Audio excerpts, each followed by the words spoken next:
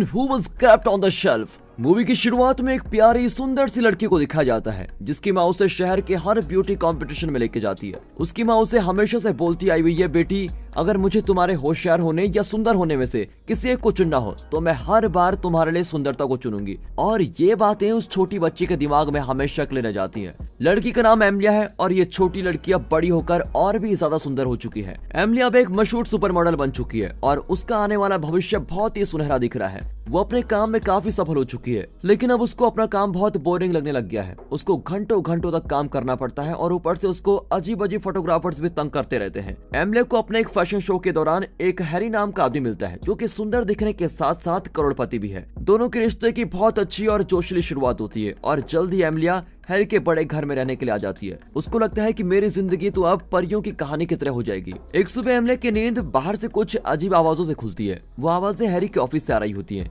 इसलिए वो देखने जाती है कि वहाँ पर चल क्या रहा है। वो देखती है कि उसका प्यारा बॉयफ्रेंड दीवार पर बड़ी सी शेल्फ बना रहा है। ऐसा कुछ बहुत ही कम होता है। मतलब यह है कि हैरी ऐसे काम किसी को पैसे देकर करवाता है, लेकिन आज उसका कहना है कि मैं ये काम खुद करना चाहता हूँ। वो बताता है, बेबी ये शेल्फ मेरी किताबों या ट्रॉफीज के लिए नहीं है, ये तो मेरी तरफ से तुम्हारे लिए एक तोहफा है। एमिलिया को ये तोहफा पसंद तो आता है, लेकिन वो बोलती है, हैरी मेरे सभी जूते यहाँ नहीं आ सकते। तब जाकर हैरी चीजों को साफ साफ बताता है, मैं शेल्फ तुम्हारी चीजों के लिए नहीं तुम्हारे लिए बना रहा हूँ। मैं चाहता हूँ कि तुम हमेशा यहीं बैठी रहो, तुम्हें यहाँ से पूल और मेरी डेस्क का बढ़िया सा नजारा मिलेगा और इस तरह काम करते हुए जब मेरा मन तुमको देखने का करेगा तो मैं देख भी पाऊंगा। वो बोलता है, ऐसा करके मुझे कोई नहीं हरा पाएगा। मैं बहुत सारे नए बिजनेस भी शुरू करूंगा क्योंकि तुम्हें देखकर मुझे हमेशा याद रहेगा कि मेरे पास क्या क्या है और मेरे लिए क्या जरूरी है, और साथ ही मेरा ध्यान कभी अपने लक्ष्य से भटकेगा भी नहीं। एमिलिया को ये आइडिया ज्यादा अच्छा नहीं लगता, इसलिए वो बोलती है, हैरी मैं ऐसा कैसे कर सकती हूँ, मुझे तो अपना काम करना होता है। लेकिन जवाब में हैरी बोलता है, मेरी जान मुझे पता है तुम्हें अपने काम से नफरत है, इसलिए तुम अपना काम छोड़कर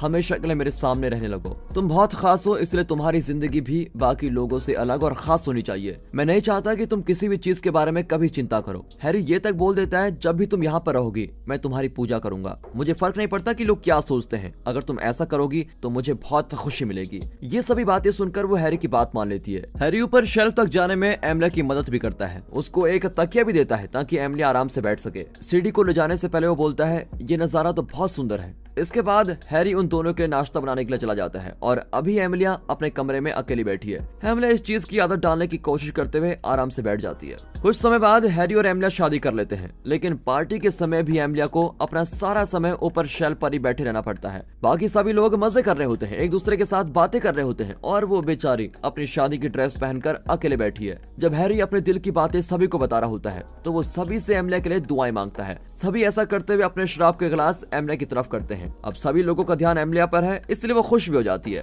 बाद में रात के समय सभी लोग अपने घर चले जाते हैं। हैरी सीढ़ियां लेकर आता है और शेल्फ पर बैठकर अपनी बीवी के साथ पहली रात गुजारता है। जैसे जैसे दिन गुजरते हैं एमिलिया अपने आप को बोर होने से बचाने के लिए अलग अलग चीजें करती रहती है, जैसे कि मैगजीन्स पढ़ना, नेल पेंट लगाना और शेल्फ पर बैठे एक्सरसाइज करना। एक्सरसाइज करते समय जो हाँफने की आवाज एमिलिया निकाल रही होती है उसकी वजह से हैरी का ध्यान अपनी जरूरी कॉल से भटक जाता है, लेकिन हैरी इस बात के लिए कुछ नहीं करता और बोलता है, मेरे बिजनेस की वजह से मेरा ध्यान तुम्हारी तरफ से हट जाता है। वैसे बहुत गलत बात है, पर मैं क्या करूं। हैरी अपनी पत्नी के लिए लगभग रोज अच्छे अच्छे गिफ्ट्स लेकर आता है, जैसे कि सुंदर फूल, चमकते हुए गहने और टेस्टी चॉकलेट्स। लेकिन समय के साथ साथ शुरू में जो खुशियां थी वो कम होती जाती है। सारा टाइम शेल्फ के ऊपर बैठे रहना बहुत ही पका देने वाला काम है। एमिलिया की नौकरानी भी उससे जरूरी बातचीत के अलावा कोई और बातचीत नहीं करती। इस जिंदगी ने एमिलिया से उसकी आजादी छीन ली है। साथ ही हैरी भी उस पर ज्यादा ध्यान नहीं देता। वो तो बस तभी ध्यान देता है जब वो अपने काम के लिए जा रहा हो और एमिलिया को फ्लाइंग किस करता है। वो अब एमिलिया के लिए कोई तोहफा भी लेकर नहीं आता। एमिलिया भी बेचारी अपने पति का ध्यान अपनी तरफ करने के लिए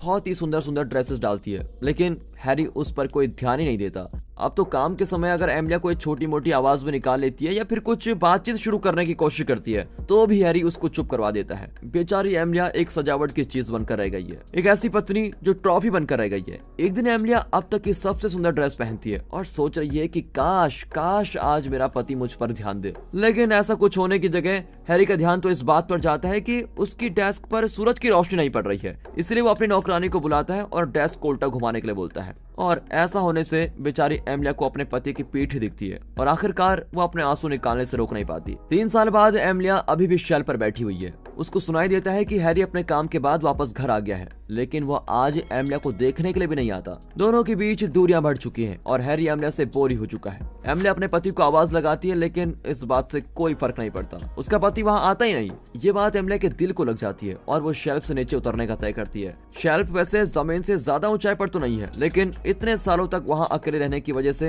एमिलिया को थोड़ी सी ऊंचाई भी बहुत ज्यादा लग रही है। वो प्रैक्टिस करते हुए अपने जूते से बोलती है, अब हम दोनों के बीच सब कुछ खत्म हो गया है, और इसके बाद वो जूते को नीचे फेंक देती है। लेकिन जूते को गिरता देखकर उसका डर और भी ज्यादा बढ़ जाता है। हालांकि उसने अपना फैसला कर लिया है कि वो आज नीचे उतर कर ही रहेगी, इसलिए वो अपने दूसरे जूते को भी नीचे फेंक देती है और अपने मन में सोचती है, एमिलिया आज तुझे खुद पर भरोसा करना ही होगा, तुझे आज नीचे उतरना ही होगा। वो आराम से नीचे उतरने की कोशिश करती है, लेकिन वो शेल्फ को ज्यादा देर तक पकड़ नहीं पाती और नीचे गिर जाती है। एमिलिया के हिसाब से वो बहुत ज्यादा ऊंचाई से गिरी है, लेकिन असल में वो बहुत ही जल्दी और बिना किसी चोट के नीचे पहुंच गई है। उसके लिए चलना बहुत मुश्किल हो रहा है, क्योंकि इतने सालों से उसके पैरों ने कोई खास काम नहीं किया और उसके पैर कमजोर हो गए हैं। इसकी वजह से वो आसपास की चीजों को इस्तेमाल करके खड़ी होती है और आराम से अजीब तरीके से चलते हुए बाहर जाती है। वो बाहर चलते हुए अपनी जांच कर रही है। अपने चेहरे पर आती ठंडी हवाओं को वो दोबारा महसूस करती है और इससे एमिलिया को बहुत मजा आ रहा होता है। वो ऐसे खुश हो रही है और चीजों को ऐसे देख रही है जैसे कि एक छोटा बच्चा दुनिया को देखने के लिए पहली बार निकला हो।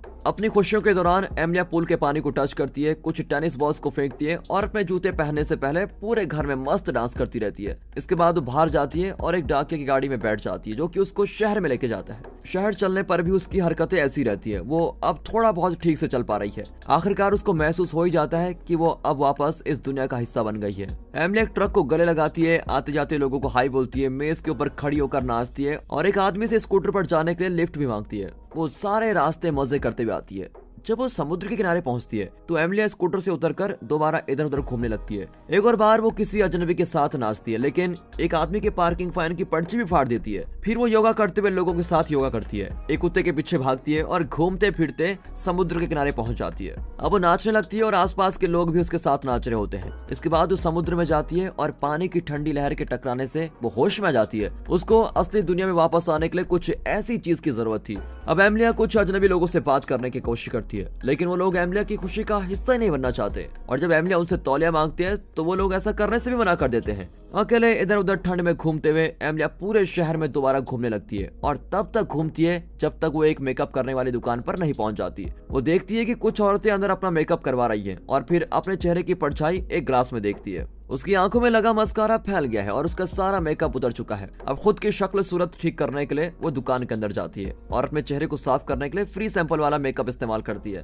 जब वो थोड़ी ठीक लगने लगती है तब जाकर उसको थोड़ा बेहतर महसूस होता है। अब दुकान में काम करने वाली जॉर्डन नाम की औरत एमिलिया का मेकअप देखकर इम्प्रेस हो जाती है और बोलती है, मुझे यहाँ काम करते हुए काफी टाइम हो गया है और इतना अच्छा मेकअप करने सीखने में मुझको काफी टाइम लगा था। जॉर्डन एमिलिया से पूछती है, क्या तुम हीरो हीरोइंस का मेकअप करती हो? एमिलिया बताती है, नहीं, मेरा काम तो यह है कि मुझे एक करोड़पति के घर में बस ट्रॉफी की तरह बैठे रहना है। लेकिन ये बात सुनकर जॉर्डन को कुछ भी समझ में नहीं आता और वो कहती है, मेरी माँ ने मुझे सिखाया कि सबसे ज्यादा जरूरी चीज खुश रहना है। जिसके जवाब में एमिलिया भी अपनी माँ की बात बताती है कि मेरी माँ बोला करती थी वो मेरे लिए दिमाग से ज्यादा खूबसूरती चुनना पसंद करेगी। ये बात सुनकर जॉर्डन कहती है, तुम्हें दोनों में से किसी एक को चुनने की क्या जरूरत है, तुम दोनों भी तो चुन सकती हो।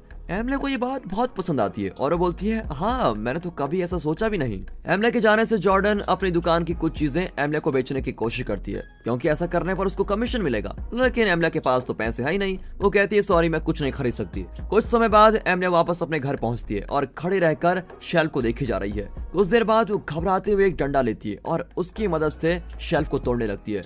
शुरू में तो वो आराम से तोड़ती है, क्योंकि इतनी बड़ी चीज को तोड़ते वक्त चोट भी लग सकती है। लेकिन जल्द ही तोड़ते तोड़ते उसको अच्छा महसूस होने लगता है, उसको मजा आने लगता है, इसलिए वो जोर जोर से हमला करने लगती है। जल्द ही एमिलिया पूरे का पूरे शेल्फ को तोड़ देती है। अब 1 साल बाद एमिलिया ने अपने खुद के नाम पर एक जगह खोली है जहां मेकअप किया जाता है। इस काम में एमिलिया को बहुत फायदा हुआ है। उसके स्टोर के बाहर काफी लंबी लाइन लगी रहती है जिसमें लोग अपनी बारी का इंतजार कर रहे होते हैं। लेकिन यहाँ भी एमिलिया के साथ वही हुआ। वो यहाँ भी शेल्फ के ऊपर बैठी रहती है और उसके ऊपर चमकते हुए अक्षर लिखे हैं, सभी दिखो एमिलिया जैसे। वो इस तरह से लोगों को समझाना चाहती है कि वो सुंदर होने के साथ साथ इतनी होशियार भी है कि वो खुद का बिजनेस संभाल सकती है। हालांकि जब लोग उसके पास हाय हेलो बोलने आते हैं और साथ ही बोलते हैं आप काफी सुंदर हो, वो इसको बोलकर ही वहां से निकल भी जाते हैं। वो एमिलिया की बात सुनने के लिए नहीं रुकते कि कैसे वो सुंदर के अलावा और कुछ भी है। यहाँ भी अपने बिजनेस को चलाने के लिए एमिलिया को एक सैंपल पीस की तरह बैठे रहना पड़ता है, एक जिंदा ट्रॉफी की तरह। और दोस्तों, इसी के साथ ये मूवी यहाँ पर खत्म हो जाती है।